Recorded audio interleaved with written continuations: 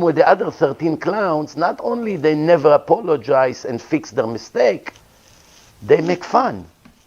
Pay me $400, I will answer your call. The Santa Claus said. Pay me $400. He said to Rabbi Reuven, you want me to answer it? Pay me $400. This is what we're dealing with. They can teach Torah, these clowns. One of them take picture with the gays and put it in his Facebook page, so proud, like he saw Moshe Rabbeinu in a gay parade here in Manhattan. I came to show solidarity and support. To whom? To the people that spits at Hashem? Another clown say, I want to invite this Nazi, anti-Semite, Christian missionary to speak in my shul.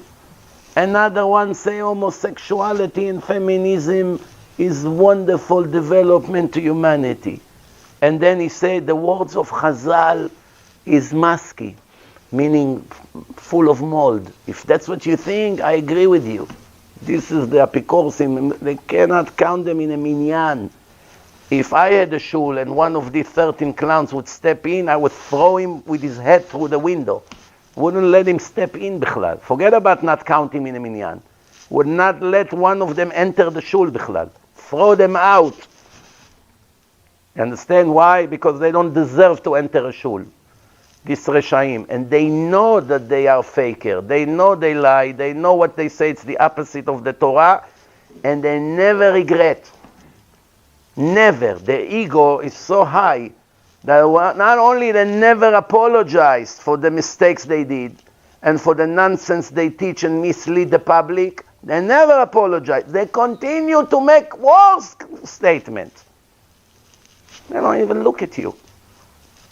People like this, you can learn Torah from them, I'm sorry. Again, not every speaker is interesting. As long as he's kosher, you enjoy to listen to him, fine. Problem begins when he's an infidel.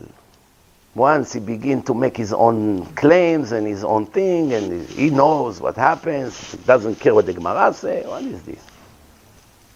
What is this? That's why I'm telling you, if you want to add a new speaker to your list, please consult with me. Consult with me. I'll tell you if it's kosher or not. You can send me emails. If you want the list of the 13 forbidden clowns, send me an email, I'll send it to you. You must know that by listening to them, it's a sin. You're going to be punished for it. You should know that. It's one thing, you don't get a schar of Torah when you listen to apikorsim. That's not what's going to happen. Not only you won't get a reward for learning Torah, you will be punished for listening to kfirah. 100%, that's the halacha. You're not allowed to read in apikorsim and kofrim and minim. They have no share to the world to come. המינים והאפיקורסים והכופרים בתורה, there's a whole list in Gemara, in Masechet Sanhedrin. And those 13 clowns are in that list. Hi there! Apikorsim and minim and kofrim בתורה. You're not allowed to listen to them. Once you listen to them, it's on you. Don't say I did not warn you. Unfortunately, we have to warn from people that call themselves rabbis. Unfortunately. We should have warned from all these wicked people, the secular that hate the Torah and fight in Israel to destroy the yeshivot. Instead of that, we have to waste time on people that give speeches in our communities and bring them into the synagogues and give them the stage. It's the saddest thing. One very important friend of mine, a very good rabbi, he told me, why? What's wrong with that rabbi? I actually listened to him myself. I said, what? Give me 5 minutes. I sent him 7 different parts from his speeches. He pulled his hair off. He said, whoa, I cannot believe it. I'm shocked.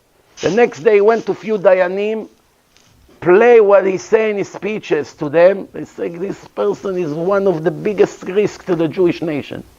Santa Claus. Santa Claus. Problem is that it's popular. Some of them nobody listens to. No. This one is popular. He brings a lot of halalim. He destroys a lot of souls. What we build, they come and ruin.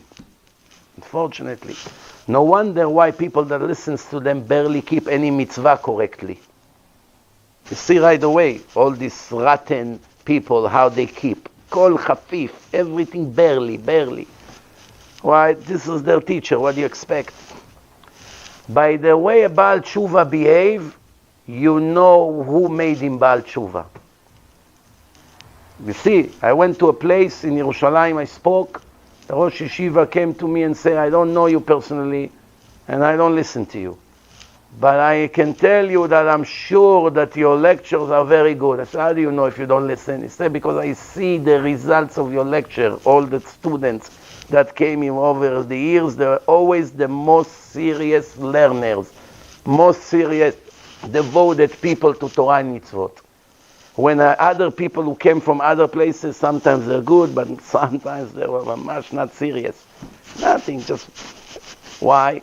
If you teach people correctly, and they listen to the Musar, they change. Everyone has a good raw material inside. You have to know how to polish it. If you tell them that they're great and they're righteous, what's going to ever change them? They'll stay like this for the rest of their life. If you see somebody comes to your speeches and he puts 5 kilo of gel on his hair and his hair is all the way to the floor, you have to speak about this in a lecture. You have to say, if somebody comes dressed like a clown, you have to speak about it in a lecture. If someone has all kinds of jewelry that it's not suitable for a Jewish man, you have to speak about it in a lecture. The idea is not to be afraid, oh, he's going to get upset. Why? You should appreciate.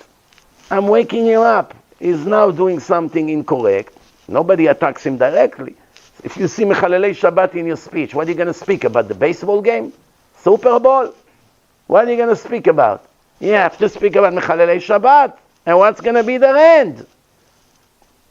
You understand? That's what you have to do. If you know there's someone in a class that he's a big thief, and his nature of his business is stealing from people and clean them out, that's what you have to talk about.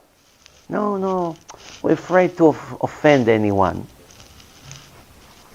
Judaism is not an old age club. You understand? You have to say the truth. It's medicine for the soul. In medicine, the doctor must say the truth. He cannot think, oh, the patient will be angry. My job is to tell him what's right to save his life.